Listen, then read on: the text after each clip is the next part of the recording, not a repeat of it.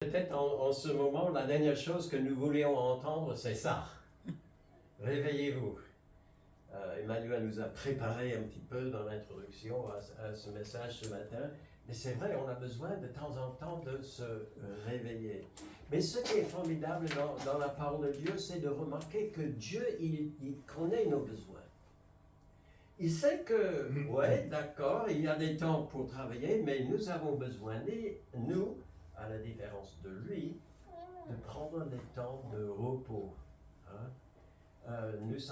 J'aurais pu mettre ça aussi. Vous connaissez le petit lapin de Duracell? Hein?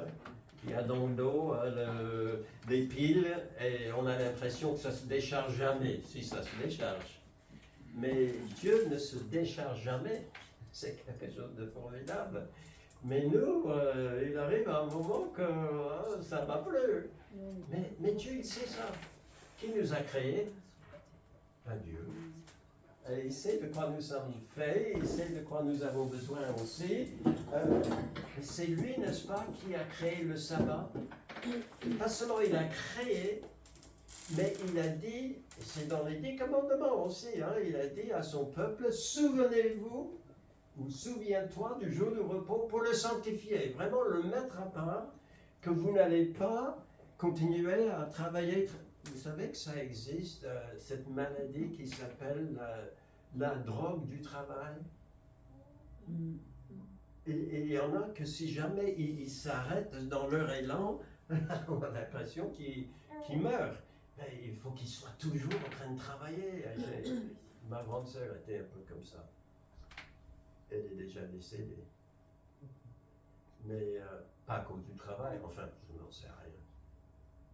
Mais elle est déjà auprès du Seigneur.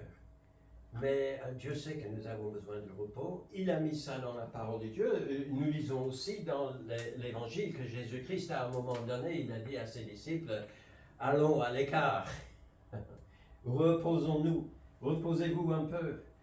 Et pourquoi il leur a dit ça? Parce que, eh bien, ils couraient tellement à droite et à gauche pour servir, etc., qu'ils n'avaient même pas eu le temps de manger. Et Dieu sait que, ouais, on peut pousser la machine peut-être un petit peu de temps en temps. Mais nous avons toujours besoin de marquer des pauses, de se reposer. Il le sait. Et ça, c'est quelque chose de formidable qu'il nous connaît. Cela dit, il sait aussi que nous avons besoin d'aller vers la fourmi. Parce que probablement nous tous, peut-être pas tout le temps, mais de temps en temps, on a la flemme, on est un peu paresseux, on dit laissez-moi tranquille, je veux bien rester au lit un peu aujourd'hui, alors que nous devions être actifs. Alors il va vers la fourmi, paresseux, considère ses voies et devient sage. C'est de la sagesse. Sagesse pas facile à acquérir, mais de la sagesse de faire cet équilibre entre le travail que Dieu nous donne à accomplir et aussi le repos. Et j'aimerais parler de cela ce matin, de ce réveil que nous avons tous besoin d'entendre de temps en temps. Alors, l'expression « réveillez-vous » ou quelque chose un peu de ce genre-là traduit un vocabulaire biblique qui donne deux idées principales. Et la première est quelque chose de tout à fait normal, c'est tout simplement de se réveiller du sommeil. Nous sommes tous réveillés ce matin. Je ne sais pas si nous sommes tous éveillés, c'est autre chose, mais nous sommes tous réveillés ce matin, on dormait pendant la nuit, ça nous a fait du bien, et nous voilà ce matin, il y a cette idée-là qui est portée par ce vocabulaire, et ça c'est une responsabilité personnelle. Alors, si des fois on n'arrive pas à bien dormir et on veut dormir un peu trop, le matin, peut-être quelqu'un a besoin de venir nous secouer un peu. Mais normalement, c'est quelque chose qui est de notre responsabilité.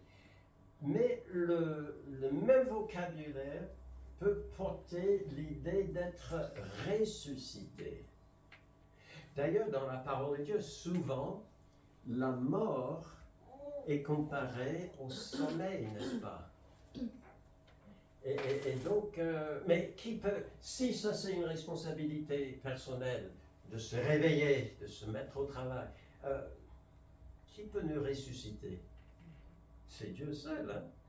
C'est lui seul qui peut le faire. On va le voir dans un instant. Mais derrière ces deux idées, ce que Dieu veut transmettre, je crois, surtout, c'est l'idée que ce soit de se réveiller ou d'être ressuscité, il veut que nous nous mettions ou que nous nous remettions au travail. D'accord? C'est ça l'idée. C'est pas juste pour se réveiller et rester au lit. Hein? C'est pas de nous ressusciter des morts pour que nous ne fassions rien. Dans les deux, c'est l'idée de se mettre au travail. On va revenir sur cette question de Dieu qui fait vivre. Vous savez, ça c'est le cœur même de la foi chrétienne. De croire que Dieu, il a ce pouvoir-là. Est-ce que vous y croyez? Il peut donner la vie aux morts. Il peut faire vivre.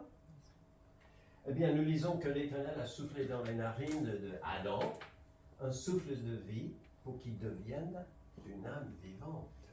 Jusque-là, c'était de la poussière, bien moulée, bien préparée, tout ça, mais inerte.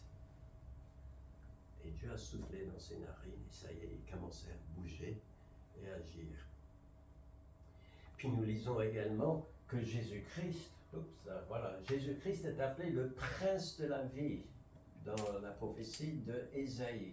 Mais aussi dans le Nouveau Testament, et ça vous le connaissez, Jean 14, 6. Jésus-Christ lui-même dit, je suis le chemin, la vérité et la vie. Ah, Jésus-Christ est vie aussi. Et puis Jésus-Christ, parlons de celui qui a la vie, c'est lui qui a dit à Nicodème qu'il faut que vous naissiez de nouveau. Et quand Nicodème avait du mal à saisir ses propos, il a dit non, c'est pas de renaître de la chair, mais de l'Esprit Saint. Alors que ce soit l'Éternel, que ce soit Jésus qui le fait, que ce soit le Saint-Esprit qui l'accorde, c'est toujours Dieu qui donne la vie. Et on a un bel exemple de cela dans la vie d'Abraham. Dieu lui avait fait une promesse, n'est-ce pas? Promesse d'un fils. Et Dieu est allé même beaucoup plus loin que cela. Le contexte dit que Dieu appelle les choses qui ne sont pas, comme si elles étaient. Qu'est-ce que ça voulait dire? Dieu avait appelé Abraham le père d'un grand nombre de nations, alors qu'il n'avait même pas un fils. Comment Dieu pouvait-il dire, toi tu es Abraham, père des nations, alors qu'il n'avait même pas un fils? Ah, Dieu sait le faire. Il sait faire tout ce qu'il dit. Et c'est exactement ce que Abraham a compris.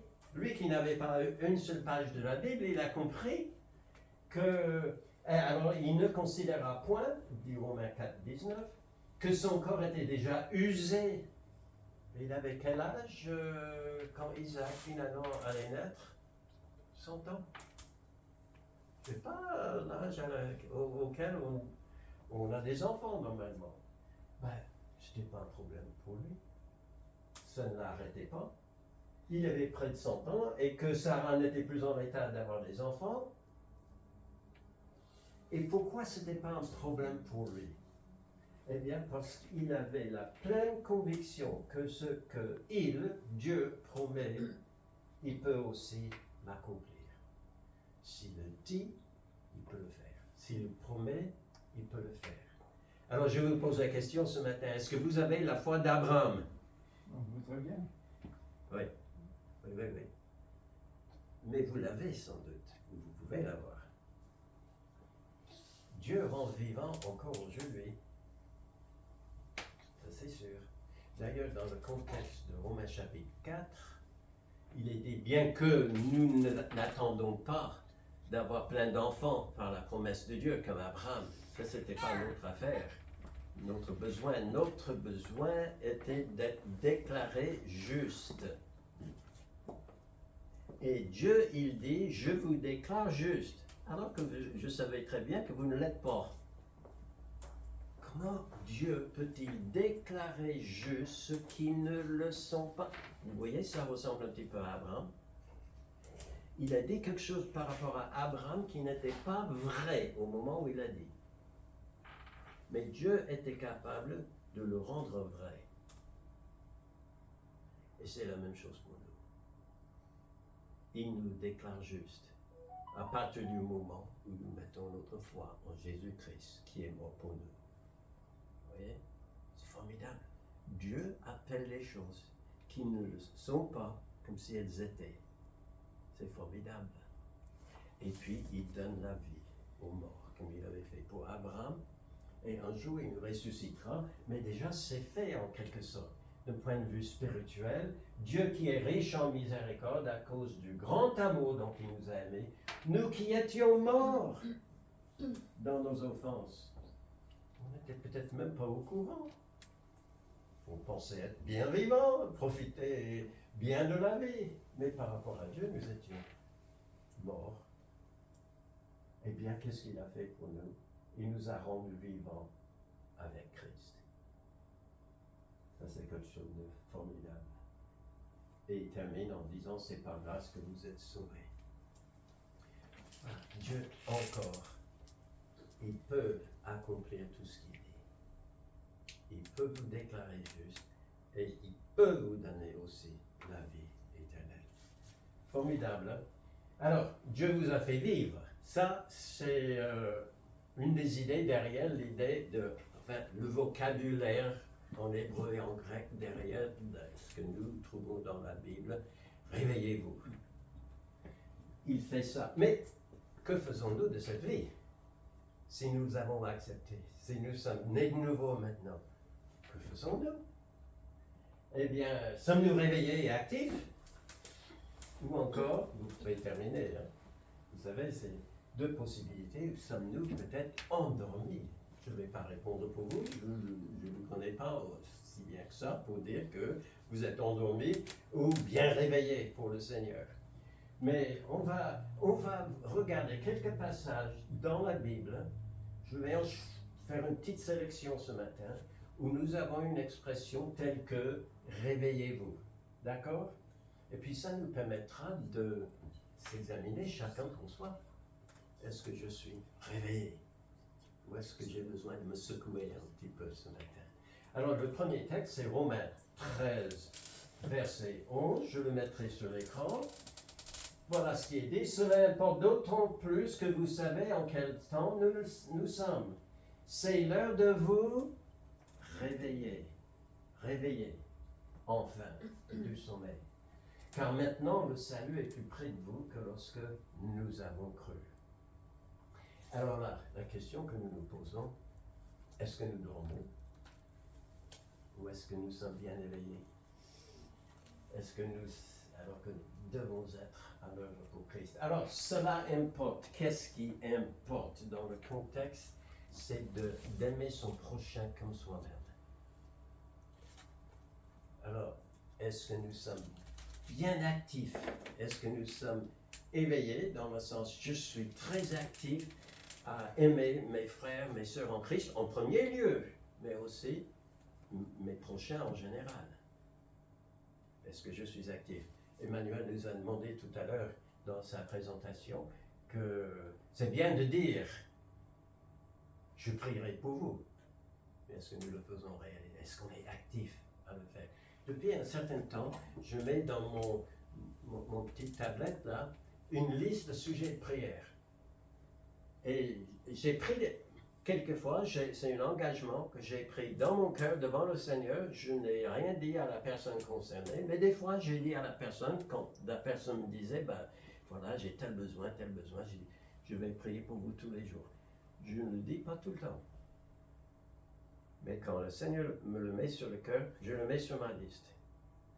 Parce que je sais que j'ai tendance, peut-être c'est une question d'âge, je ne sais pas, mais d'oublier.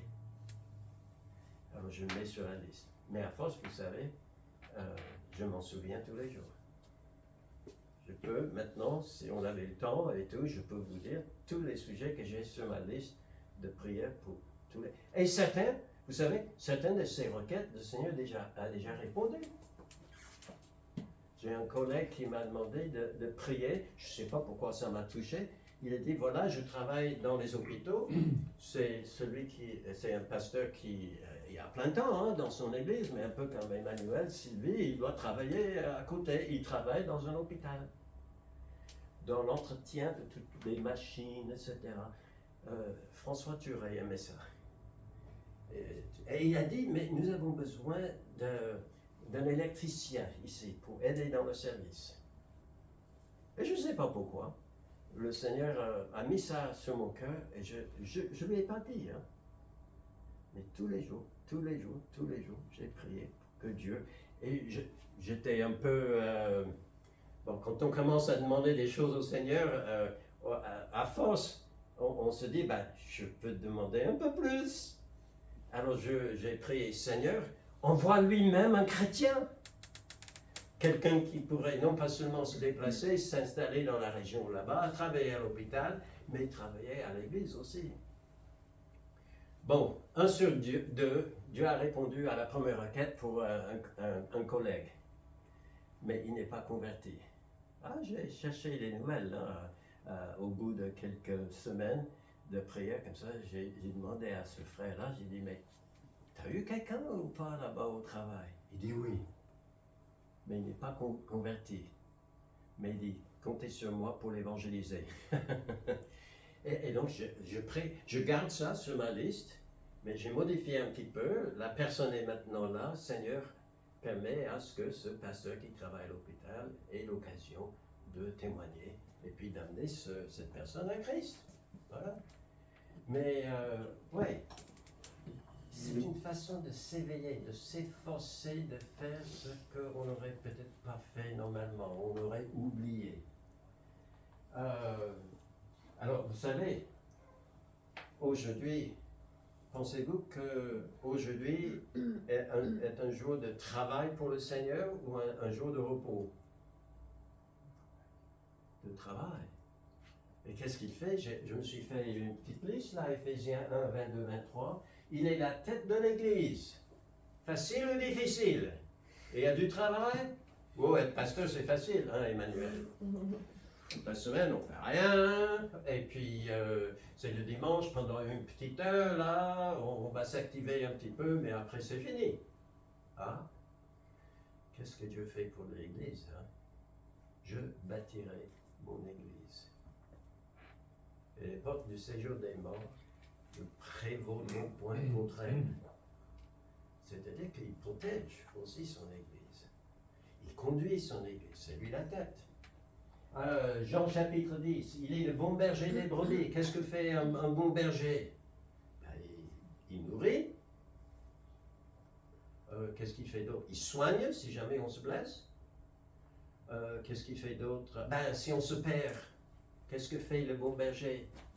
Il va les chercher, les ramener à la bergerie, etc., etc.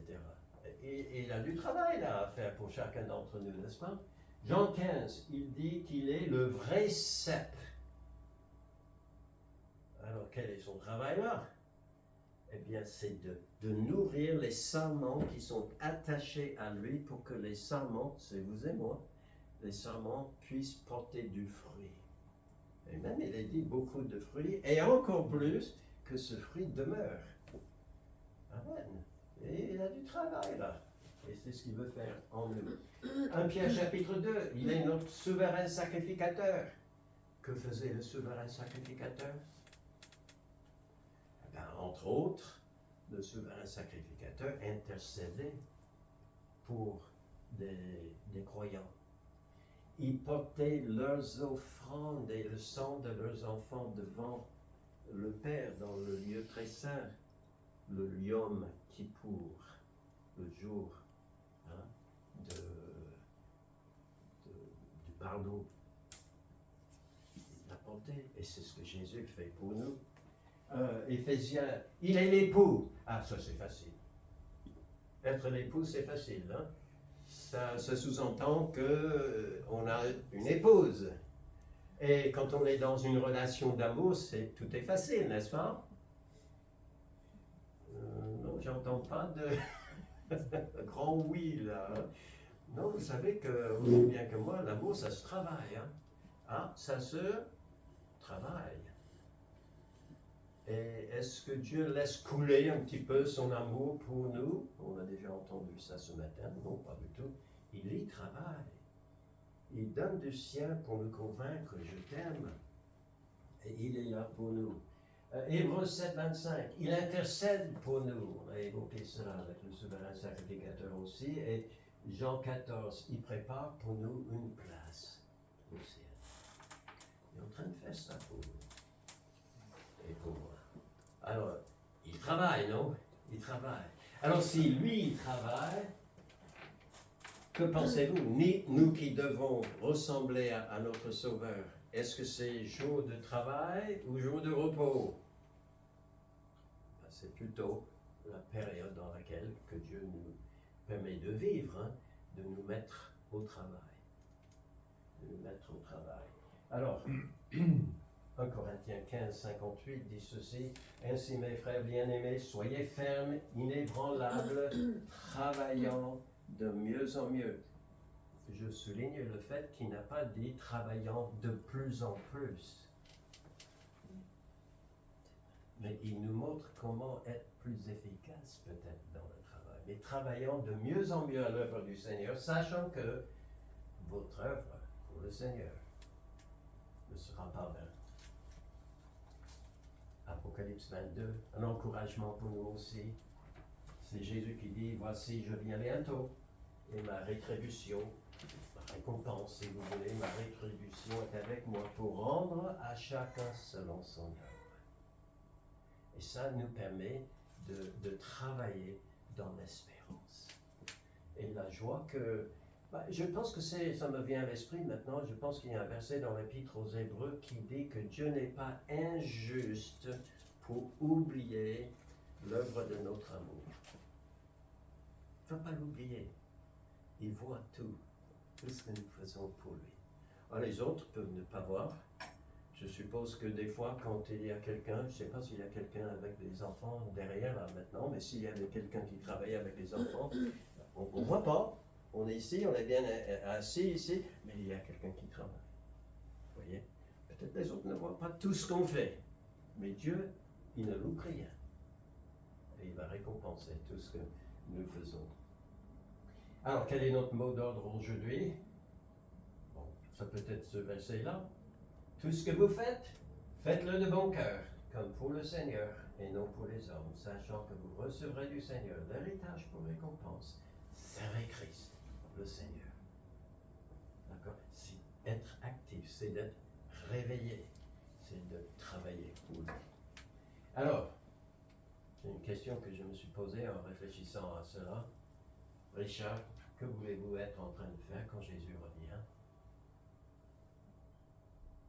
Quand il revient, et il va nous découvrir en train de faire quelque chose, ou peut-être de dormir, ou je ne sais pas quoi, mais qu'est-ce que nous voudrions que Dieu nous découvre en train de faire au moment de son retour? Alors, ça c'est un verset, voilà un deuxième. Romains 15, 15, c'est pas loin du premier. Cependant, à certains égards, je vous ai écrit, dit Paul aux chrétiens à Rome, je vous ai écrit avec une sorte de hardiesse, comme pour réveiller vos souvenirs, à cause de la grâce que Dieu m'a faite. Apparemment, ils avaient oublié. Ils étaient en train d'oublier toutes les bonnes choses que Dieu avait faites pour eux. Et il dit, il fallait que je vienne, que je vous secoue un petit peu, et que je réveille vos souvenirs. Et nous, est-ce que nous nous souvenons des bontés de Dieu dans notre vie? Ah, tout à l'heure, Emmanuel nous a demandé si nous pensons que Dieu nous aime, s'il a fait quelque chose pour nous, et qu'est-ce que c'était. Dieu s'intéressait à ce que Israël n'oublie pas. il leur a fait faire et répéter tous les ans des fêtes nationales. Je ne sais pas si vous avez jamais fait une étude des fêtes en Israël. Elles étaient là, entre autres, elles avaient un sens prophétique, mais elles avaient aussi un sens de souvenir. Souvenez-vous, la Pâque, c'était quoi? Ah ben, ça vous rappelle le jour où vous étiez esclave avant en Égypte. Et comment vous vous êtes sortis par vos forces? Pas du tout. Je vous ai fait sortir. Miracle sur miracle sur miracle. Qui vous a soutenu dans le désert avec de la manne? Ah, Dieu a dit, vous allez prendre de la manne et vous allez en garder un peu dans un pot que vous allez mettre dans le tabernacle à côté de l'arche de l'Alliance pour vous souvenir que vous n'avez pas fait 40 ans dans le désert par vos forces et votre sagesse et tout ça. C'est moi qui vous ai soutenu. Des monuments de pierre. Vous vous souvenez de cette histoire? À un moment donné, sous Josué, pour entrer dans la terre promise, il devait traverser encore un fleuve, moins important, d'accord, mais quand même, c'était en crue. Et Dieu a ouvert la voie. Et des prêtres attendaient au milieu du lit du Jourdain, le temps que tout le monde passe.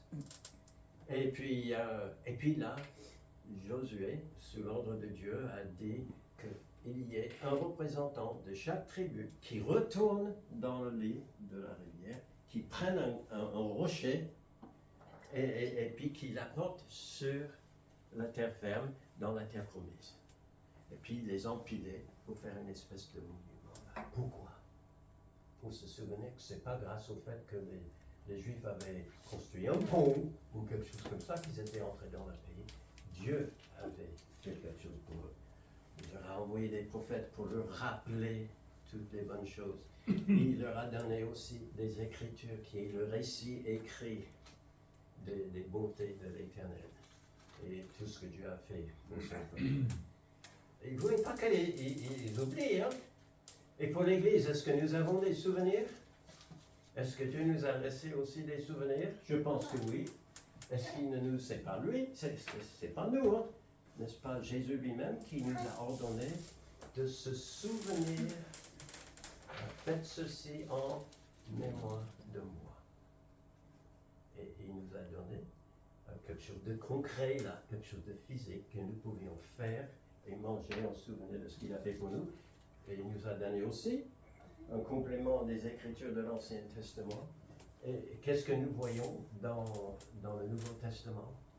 Encore les bontés de l'Éternel à travers le Fils qui était prévu déjà dans l'Ancien Testament, mais qui est arrivé. On voit tout son ministère pour vous et pour moi, tout son enseignement. Pour que nous n'oublions pas, nous avons tout ça. Mais est-ce que nous nous souvenons? Alors, est-ce que Dieu vous a cherché et sauvé de vos péchés? Vous vous souvenez de ça? Est-ce que vous pouvez penser à un moment où, avant, vous étiez pécheur, vous n'étiez même peut-être pas au courant? Parce que l'idée de péché, c'est pas... Déjà, on n'aime pas cette idée-là, cette notion, et puis on n'en parle pas tellement dans la société. Je suis intrigué par le fait que dans notre société ici, même des législateurs vont évoquer la moralité ou vont mettre de côté, mais volontairement, la moralité dans la préparation des lois. J'entends ça souvent. La semaine dernière, il y a eu une espèce de documentaire, enfin une espèce de table ronde autour du sujet de l'avortement, par exemple. Et le spécialiste qui était là, qui devait en parler, a dit non, non, non, non, non. Et la ministre qui à l'époque avait fait voter cela, vous pouvez aller sur Internet et trouver ce qu'elle a dit. Elle a décidé, on ne va pas parler de la moralité parce que si on crée une loi selon la moralité, on n'arrivera jamais parce que toi tu as ta moralité, toi tu as la tienne, tout le monde a sa moralité. Donc on n'arrivera pas. Donc, pas de moralité. Mais quand il s'agit d'un assassinat, quand il s'agit d'autre chose, tout de suite, il y a la question de moralité qui vient. Et on est un peu sélectif. Alors la question de suis-je pécheur, ne suis-je peut-être pas pécheur, peut-être ça ne nous a même pas effleuré l'esprit à un moment donné, mais à un moment Dieu nous a parlé, il nous a convaincus de péché, convaincus aussi de son amour pour nous et ce que Christ a fait pour porter tous nos péchés. Et là, il a pris la pleine pénalité de nos péchés dans son corps lorsqu'il est allé sur la croix. Alors, il a fait ça pour vous. C'est une bonne chose, hein? C'est une bonne chose. Est-ce qu'il vous a permis d'avoir un bon emploi? Vous dites, attends, c'est pas lui qui m'a donné mon emploi. Je l'ai cherché moi-même, je me suis qualifié pendant longtemps, j'ai travaillé beaucoup pour avoir c'est moi. Hein? Comment ça se fait alors que d'autres personnes aussi qualifiées que vous n'arrivent pas à en retrouver? La Bible dit que toute grâce excellente et tout don parfait descend d'en haut, du Père des Lumières. Alors, qui nous donne notre emploi? C'est Dieu. Et si vous êtes toujours à la recherche d'un emploi, je ne sais pas quelle est votre situation, mais si vous êtes toujours à la recherche d'un emploi, vous pouvez faire confiance. Hein, et ça peut être un sujet de prière. Et si vous me le dites, hein, avant la fin de cette matinée, vous dites, ça c'est mon besoin, je le mettrai peut-être sur ma liste de sujets de prière pour tous les jours, hein, je prierai pour vous. Est-ce qu'il vous a guéri d'une maladie? On a parlé tout à l'heure de plusieurs personnes qui sont éprouvées dans leur santé d'une façon ou d'une autre. Est-ce qu'il vous a guéri à un moment donné? Est-ce qu'il vous a donné un époux, une épouse, des enfants, une famille? C'est formidable. Est-ce qu'il vous a accordé la sagesse pour prendre une bonne décision à un moment donné? Vous doutiez, je ne sais pas s'il faut que je prenne cette option ou l'autre. Et à un moment donné, Dieu vous a éclairé et vous avez pu prendre la bonne décision. Est-ce qu'il vous a qualifié pour un service dans l'Église ou autour de vous particulier? Oh. C'est pas la fin de la liste, hein? Mais c'est à vous de compléter. Est-ce que Dieu a fait quelque chose de bon pour vous? On a commencé tout à l'heure. Mais réfléchissez un peu. Chez vous, commencez à faire une liste. Des fois, c'est un peu lent à venir. J'ai fait l'exercice une fois. C'était lent à venir. On prend les choses les plus évidentes, peut-être comme celle-ci. On prend les choses les plus évidentes au départ et puis on sèche un peu et on doit chercher, Et tout d'un coup, ça va commencer à revenir à l'esprit. Et que c'est bien de se souvenir de toutes les bonnes choses que Dieu fait pour nous. L'apôtre Paul dit aux Romains, j'ai usé un peu d'hardiesse avec vous pour réveiller vos bons souvenirs. Et pourquoi pas avoir un répertoire des bénédictions? C'est ce que je fais dans ma tablette quand je mets mes sujets de prière. Lorsqu'il y en a un auquel Dieu a répondu, je mets ça. Et ça me fait du bien. Ça me fait du bien au moment où je prie et j'ai encore des choses à remettre au Seigneur, de me souvenir. Voyez-vous, Richard, comment il était déjà généreux, bon avec toi? Continue à lui faire confiance. Il y a des sujets qui seront là dans ma liste, je suis convaincu, pendant des années. Mais je vais continuer. Pourquoi? Est-ce parce que, à force de frapper à la porte de Dieu, il va se lasser de moi et va dire, un peu comme le juge inique, finalement je lui donne raison pour qu'il ne me gêne plus. Hein? Pas du tout. D'ailleurs, dans cette parabole de Jésus-Christ, le juge inique qui était embêté par la femme qui venait, vous vous souvenez de cette histoire, qui venait et l'implorait tout le temps à cause un différend qu'elle avait avec quelqu'un. Et Jésus pose la question à la fin de la parabole. Et Dieu, est-ce qu'il ne répondra pas favorablement à ses enfants aussi? Et puis lui-même répond à sa question en disant, oui, il leur fera justice et la juge, et cela promptement.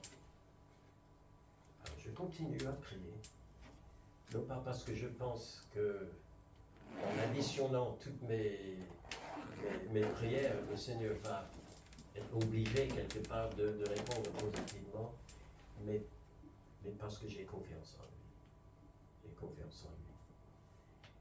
Mais c'est bien. Et vous, si vous avez sur une tablette, sur un petit carnet ou quelque part vos sujets de prière, vous pouvez aussi ajouter des bonnes choses que Dieu fait pour vous. Alors, dernier verset, 1 Corinthiens 15, 34. Revenez-vous à vous-même comme il est convenable et ne péchez point, car quelques-uns ne connaissent pas Dieu, et je le dis à votre honte. C'est-à-dire, il y avait des personnes qui vivaient autour de ces chrétiens à Corinthe qui ne connaissaient pas Dieu et apparemment devaient le connaître par le témoignage de ces chrétiens. Pas seulement le témoignage oral, ça c'est une chose, mais le témoignage de vie, parce qu'il dit « et ne péchez point ». Donc c'était autant par la vie que par la parole qui pouvait rendre témoignage à la gloire de Jésus-Christ. Alors, nos connaissances. Est-ce qu'il voit Jésus en nous, par notre façon de vivre, ou est-ce qu'ils ont du mal à voir la différence entre un non-chrétien, d'autres personnes, monsieur, madame, lambda, et nous? Hein? C'est ma question à se poser. Encore, je ne réponds pas pour vous. Hein? Je sais que j'ai du travail à faire dans tous ces domaines aussi. Peut-être, on peut se demander si on a encore tolérance zéro par rapport à certains péchés dans notre vie. On dit plus jamais, ou encore tolérance zéro par rapport aux choses qu'on a négligées, de bonnes choses qu'on aurait dû faire, mais on ne les pratique pas. Vous savez, souvent, quand on est jeune chrétien, on se dit, jamais je ne laisserai tomber la lecture de la parole de Dieu. Hein. Là, et puis on a l'appétit de la parole de Dieu, on veut la lire. Mais des fois, avec le temps, j'ai déjà lu toute la Bible X fois, et chaque fois que j'ouvre la parole de Dieu, j'ai le sentiment de relire quelque chose que je connais très bien. À quoi bon? Et puis, pour une raison ou une autre, on ne le fait plus. Je vais être fidèle à l'Église. À un moment donné, jeunes chrétiens, eh bien, nous nous sommes dit, je vais trouver une église, je vais y aller, et puis, ça nous faisait plaisir. Mais avec le temps, peut-être ça fait moins plaisir. Raconter les commérages, alors tout ça, c'est par rapport à la langue. Hein. Peut-être il y a eu un moment où chaque fois que j'entendais les commérages, je m'en éloignais. Je ne voulais pas du tout dire des incivilités dans le dos de quelqu'un, des gros mots, en fait, toutes sortes de mauvais propos. Et je me suis dit, par la grâce de Dieu, pas moi. Mais avec le temps, et surtout, quand les autres ne sont pas justes avec nous, ça éveille quelque chose de naturel en nous, le désir de se défendre en dénonçant l'autre. Vous voyez, des choses comme ça. Et tout d'un coup, on se rend compte, mais alors, il fut un temps où j'avais tolérance zéro par rapport à ça, mais maintenant, c'est peut-être pas le cas. Peut-être il y avait des films, des sites web, des livres, des choses que je ne me permettais pas de voir. Et quand j'entendais qu'il y en avait qui le faisaient, je pensais que c'était le pire des péchés. C'est peut-être pas les pires, c'est pas les meilleurs. Enfin, est-ce qu'il peut y avoir les pires et les meilleurs des péchés? Non. C'est que péché, c'est tout. Mais peut-être il y avait un moment où je ne me permettais pas. Mais avec le temps...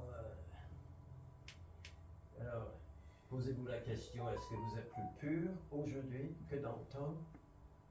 Ou plus tolérant? C'est-à-dire, vous dites, ah mais oui, je sais qu'il vaudrait mieux ne pas telle chose, ou que autre chose, il vaudrait mieux que je fasse. Mais c'est compliqué, tout ça.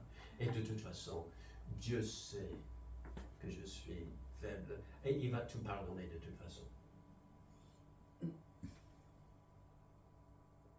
C'est incroyable comment nous pouvons justifier tout, finalement, dans la vie d'un chrétien. Mais il faut avancer avec Christ. Il ne faut pas reculer avec lui. Alors, pourquoi est-ce que nous sommes lourds, quelquefois? Il peut y avoir plein de raisons. Hein. C'est peut-être la fatigue physique ou même mentale. Hein. C'est quelque chose de physique en nous.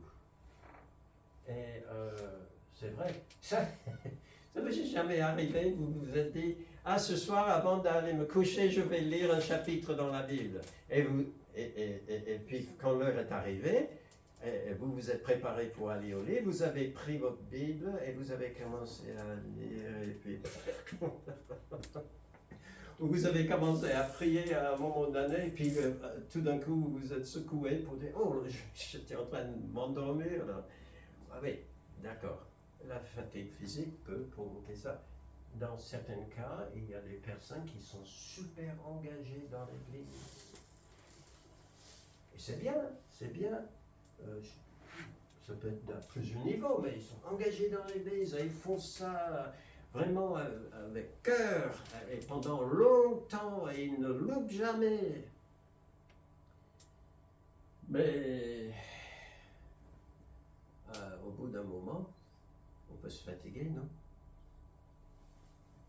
Vous avez tous entendu cette blague de cet homme et cette femme qui se réveillaient un dimanche matin. Et le monsieur, il disait, oh là là là là, j'ai envie de dormir. Bon, sa femme, elle se levait, et puis elle s'affairait, elle préparait le petit déjeuner, etc. Elle revenait souvent dans la chambre pour secouer son mari. Chérie, il faut que tu te lèves, tu sais, c'est dimanche, et tout à l'heure, il va falloir que nous allions à l'église. Puis à un moment donné, il a dit, mais pourquoi? Et elle a répondu, parce que c'est toi le pasteur.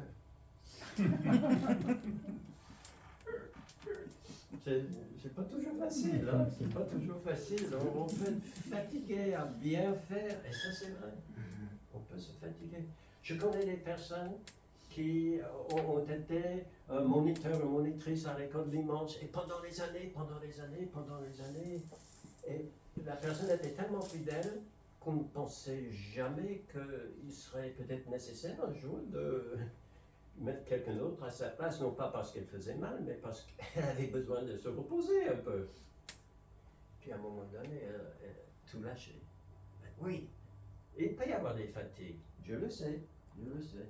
Des changements importants dans la vie. Je connais des personnes qui, au moment de déménager, peut-être avant, ils étaient fidèles à l'église, à faire plein de choses. Mais vous savez, quand vous déménagez, vous êtes dans un nouveau contexte, un nouveau rythme de vie peut-être. Vous ne savez même pas au début où se trouve peut-être l'église, une église que vous pouvez fréquenter. Alors, et puis il faut sortir des cartons, hein, il faut mettre tout en route, trouver une nouvelle école pour les enfants. Et puis vous dites, oh, j'ai oublié que c'était dimanche hier, j'ai pas été à l'église. Bon, une fois, peut devenir 2 fois, 3 fois, puis avec le temps, ça peut être le mariage pour certains, hein. Ça peut être le mariage qui fait ça. Quand on est tout seul à organiser sa vie autour de ce qu'on veut faire, et si on a de bonnes envies, et je pense que vous en avez, c'est une chose, mais quand on se marie, ah ben, tout d'un coup, on est deux, et il faut se considérer l'un l'autre, et des fois, peut-être pas aller à l'église, mais peut-être la lecture de la Bible, le temps de prière, etc. Ça peut tomber, hein, on peut s'endormir.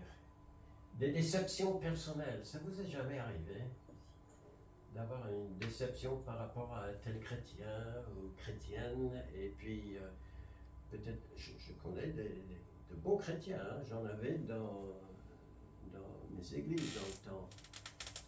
Et des personnes qui, finalement, quand ils sont arrivés chez nous, ils revenaient à l'église.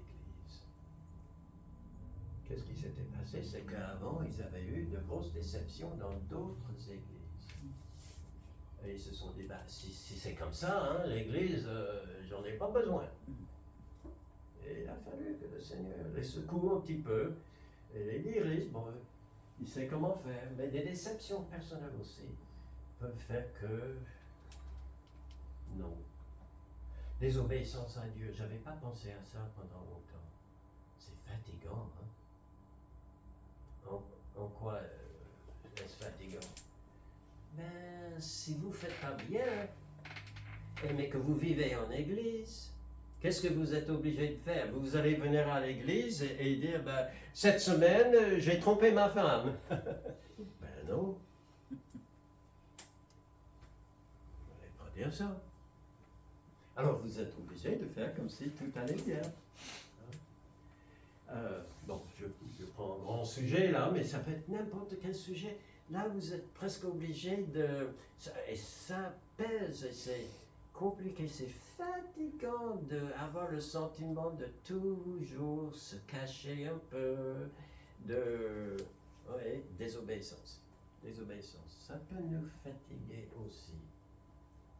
Et puis, pas seulement fatigué, mais pour la désobéissance à Dieu. Je ne sais pas combien de fois j'ai vu un jeune dans nos églises, dans le temps, qui ont fait fausse route sur une question ou une autre dans leur vie personnelle, et puis qui arrêtaient derrière de venir à l'église. Nous ignorions ce qu'il y avait dans leur vie. Mais elles se sentaient plus à l'aise parmi les chrétiens. Et, ouais. Mauvaise relation. Je me souviens une fois, j'étais jeune, hein? C'était au siècle dernier, mais je faisais mes études bibliques dans la ville de Chicago, ça existe. La grande ville de Chicago. Un été, je me suis dit, il faut que je trouve un travail là pour continuer à payer mes études. Et j'ai trouvé un travail avec le CTA, Chicago Transit, transport, Chicago Authority. C'est-à-dire, c'est la grande compagnie de transport routier pour toute la ville de Chicago. J'ai suivi les cours, j'ai suivi les cours pour conduire les bus, pour conduire aussi les tramways, etc. Et je n'oublierai jamais le premier jour où j'allais enfin commencer à travailler. J'arrivais dans un des, parce qu'il y en avait plusieurs, un des grands centres autour de la ville de Chicago où tous les bus devaient partir. Hein, et puis j'allais là pour recevoir mon planning pour le jour, quelle ligne est-ce que j'allais faire, ou quelle autre ligne. Et puis j'entre. Et nous étions, je ne sais pas, 5 ou 6 nouveaux, hein, des bleus, qui entraient ce jour-là. Et c'était un immense hangar. Et puis il y avait quelques conducteurs de bus, très chevronnés, ça se voyait que c'était les gens qui étaient là depuis longtemps, qui nous regardaient venir avec un petit sourire dans le coin de la bouche. Et puis il y avait un de ceux-là qui a dit « Hé, est-ce qu'il n'y a pas parmi vous les nouveaux là qui viennent d'une école biblique ?» Je ne les connaissais pas, ils ne me connaissaient pas. Peut-être qu'ils avaient vu ça dans le temps. Et puis sans attendre une réponse, il y avait l'un qui disait « On vous fera jurer et dire des gros mots autant que nous d'ici quelques semaines. » Et c'est vrai que eux, bon, là je l'ai dit gentiment, mais dans leurs habitudes de s'exprimer, tous les 2-3 mots étaient un gros mot, quoi. Et vous allez parler comme nous. On ne peut pas toujours choisir les gens avec qui on travaille, et des fois il y en a qui prennent un plaisir malin à nous piéger. Ça arrive, ça arrive. Mais des fois, nous avons un choix. Et nous ne devons pas marcher à côté des méchants, s'asseoir et finalement faire comme les autres. Bon, il y a peut-être d'autres choses qu'on pouvait mettre sur la liste, mais je ne veux pas rester là. Juste vous donner quelques conseils à la fin ici par rapport à comment rester éveillé. La première chose, je vais aller vite, reposez-vous si c'est nécessaire. Vous avez le droit. Vous pouvez vous reposer. Si vraiment vous ne pouvez plus, eh bien reposez-vous. Même ici par rapport à l'Église, s'il y a quelque chose que vous faites avec beaucoup, même d'amour et d'engagement, mais que vous n'en pouvez plus, mais allez voir Emmanuel, il vous donnera un temps de repos. Et ça vous permettra de reprendre derrière avec un nouvel élan. La Bible dit, alors là c'est le verset qu'on a déjà vu ce matin, c'est Jésus dans le jardin de Gethsémane, et il revient pour la troisième fois à Pierre, Jacques et Jean pour leur dire, dormez maintenant, reposez-vous. Dans le groupe, qui avait le plus besoin de dormir? Jésus. Et c'est lui qui donne aux autres le droit de dormir. Parce qu'il les connaît. Il les connaît. Prenez des engagements devant Dieu. Oui, il y a alors là, c'est pas par rapport à correction de tir. Ça, c'est de vous engager vis-à-vis de l'avenir. Et vous allez dire quelque chose du genre, par la grâce de Dieu, je ne sais pas, je vais lire ma Bible. Bon, je ne dis pas tout un livre dans la Bible à la fois, mais je vais lire dans ma Bible tous les jours. Dieu m'aidant, je m'engage à faire quelque chose comme ça. Je pense que l'apôtre Paul avait quelques engagements parce qu'il dit ceci dans 2 Corinthiens, car ce qui fait notre gloire, dit-il, c'est ce témoignage de notre conscience que nous nous sommes conduits dans le monde et surtout à votre égard, avec sainteté et pureté devant Dieu, non point avec une sagesse charnelle, mais avec la grâce de Dieu. Dieu nous a permis d'avoir dans notre travail missionnaire, dans notre ville, là, une conduite sainte. Et je ne pense pas qu'il a pris cet engagement après. Ou qu'il aurait dit, oui, je ne sais pas comment ça s'est arrivé, mais malgré nous, le salut nous a permis que... Non, il ne dit pas ça. Il avait sans doute pris l'engagement. Alors, tout à l'heure, je pense que dans les choses que Emmanuel nous a dit, c'est vrai que le meilleur moment de prendre un engagement pour le Seigneur, c'est avant d'arriver dans la difficulté. Est-ce que nous sommes prêts pour la persécution? Qu'est-ce que nous en savons? Si nous n'avons jamais été persécutés, nous pouvons être aussi faibles que le prochain. Hein? Mais à quel moment faut-il prendre l'engagement devant le Seigneur? Seigneur, par ta grâce, si jamais ça m'arrive, aide-moi à rester ferme dans ma foi. Il vaudrait mieux le faire à l'avance. Hein? Je peux vous montrer, on n'a pas le temps maintenant, mais je peux vous montrer des personnes dans la Bible, des passages dans la Bible où il est clair que telle personne a pris une bonne ou une mauvaise décision avant, et quand la situation est arrivée, qu'est-ce qui est venu à l'esprit à cette personne de faire? Ce qui s'était engagé à faire avant. Des fois c'était une bonne chose, des fois c'était une mauvaise décision.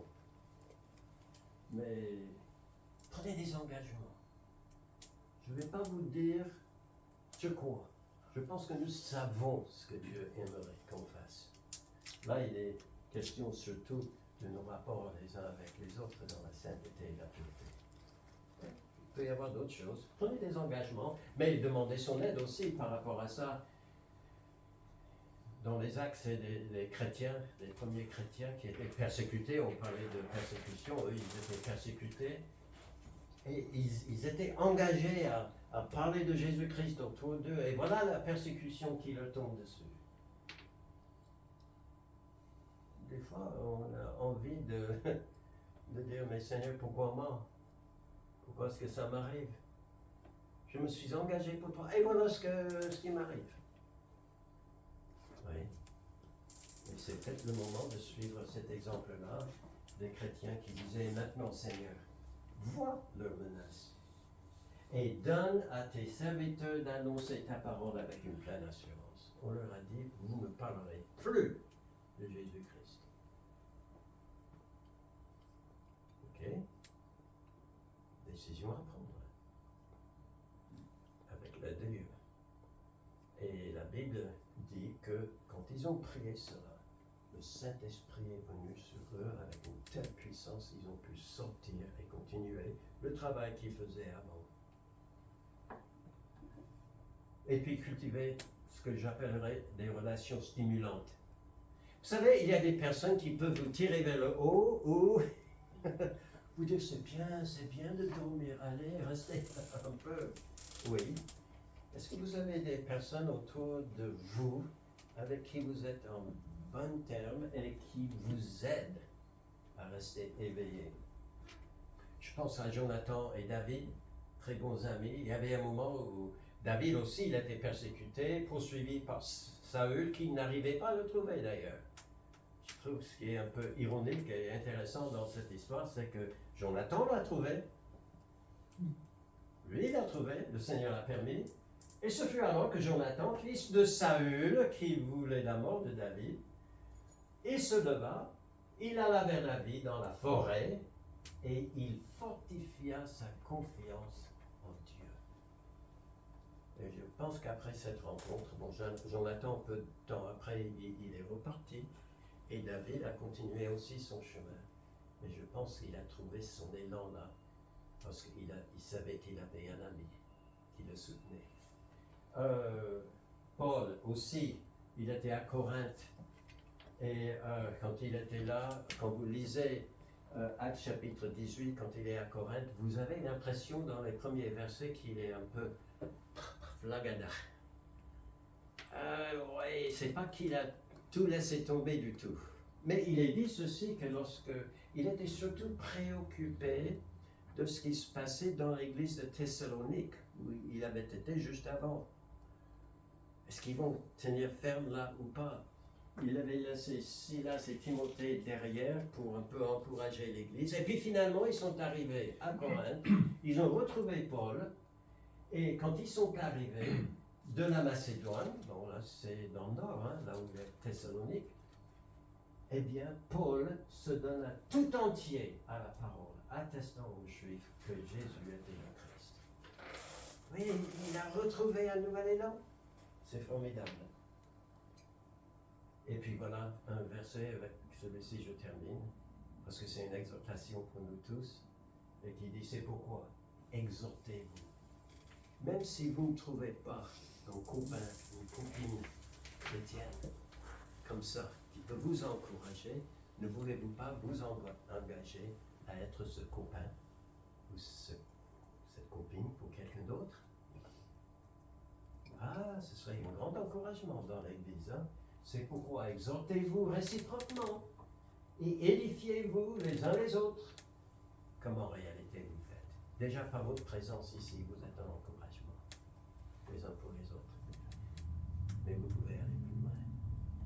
Et vous pouvez dire, j'ai un ministère dans l'Église. C'est d'aller vers François et l'encourager. Déjà, il nous encourage avec des tomates et des courgettes. Mais vous choisissez qui vous voulez. Et de dire, peut-être vous n'aurez pas besoin de le dire à la personne, hein, mais dire en vous-même, hein, je vais être celui ou celle qui va encourager tel frère ou telle sœur dans l'Église. Ça changerait des choses, n'est-ce pas?